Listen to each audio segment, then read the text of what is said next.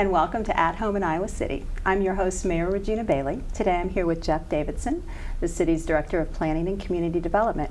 As Planning Director, Jeff works on a number of city projects. Most notably this year, your department has been addressing flood issues, and much of this work has involved working with our state and federal legislative delegations on projects and funding issues, which we will talk about. Welcome, Jeff, and thanks for being here.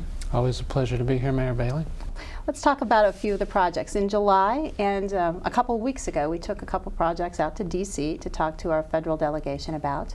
Most notably, the elevation of Dubuque Street, the replacement of Park Road Bridge, and the relocation of the North Wastewater Treatment Plant. Talk a little bit about these projects and why they're important in flood recovery as well as to the broader community vision. Well, these three projects are the ones we've identified as the three most important public infrastructure projects that we're going to attempt to acquire some federal funding for in conjunction with the flood relief efforts that are coming out of Washington. Certainly the Dubuque Street elevation project, Dubuque Street being a major entranceway into the city, is one that's of critical importance, and that together with the Park Road Bridge will be our #1 priority for funding.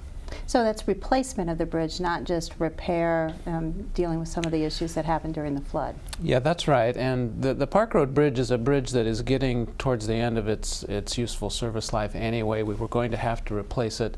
This is an opportunity for us to do it in a manner that's really consistent with trying to make our community have less risk for future flooding by elevating the structure. Okay. And the relocation of the North Wastewater Treatment Plant, talk a little bit about what that would entail. It's a big project. It's a huge project. We've identified a price tag of approximately $60 million to really do everything that needs to be done there. Certainly our wastewater treatment plants are critical infrastructure, perhaps the most critical infrastructure in terms of the public health of the community. The North plant, which is the older plant, was completely inundated this summer. We did manage to keep it in operation, but really not operating with much treatment going on. That is also the plant that receives all the biomedical type wastes from the university hospital and the research facilities. So it's really a waste stream that we don't want to end up back in the river with as little treatment as it gets when there is a flood event. So this project will really make the community much safer and have less potential for a community-wide impact of a flood event by a sewage treatment plant going down, rather than just the localized impacts that we had this summer. And so relocating this would mean that we would shift the wastewater treatment capacity to our south treatment plant. What else would this entail? Talk about a little bit about the broader community vision as we take that plant offline.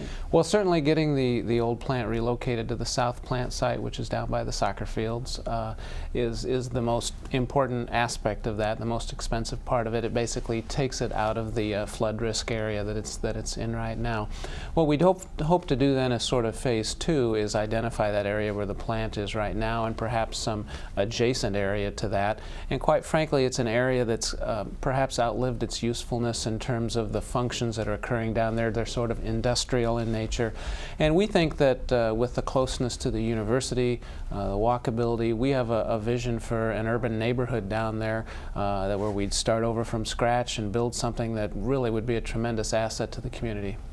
So we're making a huge assumption that viewers know where our North Wastewater Treatment Plant is. Can you describe that area? Sure. It is kind of tucked away in an area, unless you're down there on the bike path, you might not know where it is. This is the area to the west of Nagel Lumber, to the south of the animal control facility, and to the south of the city carton plant.